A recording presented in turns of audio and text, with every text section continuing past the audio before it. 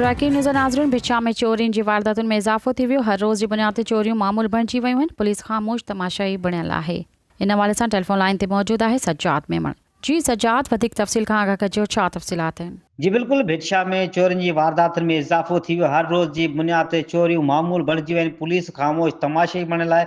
शहर जे मुख्य चौराहे तंबूरा चौक वटां मुसाफ़िरनि खां मोबाइल फ़ोन फुर थी आहे। बुगिया मोहल्ला राजपूत गलीअ में गुज़िरियल राति चोर घरनि में दाख़िल थिया। घर बाक़ी सुजाॻ हुजण करे चोर फ़रार थी विया आहिनि। ॿिए पासे सहाफ़ी सज्जाद मेमण जे घर मां 1 महीनो अॻु चौपायो माल चोरी थियो।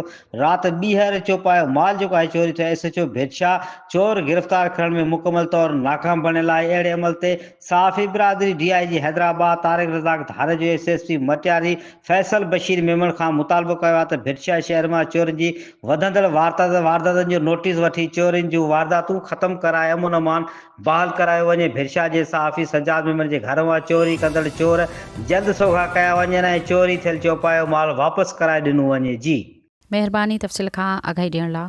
सब्सक्राइब कयो अवामी न्यूज़ HD खे ऐं ताज़ा तरीन ख़बरुनि लाइ ॾिसंदा रहो अवामी न्यूज़ HD।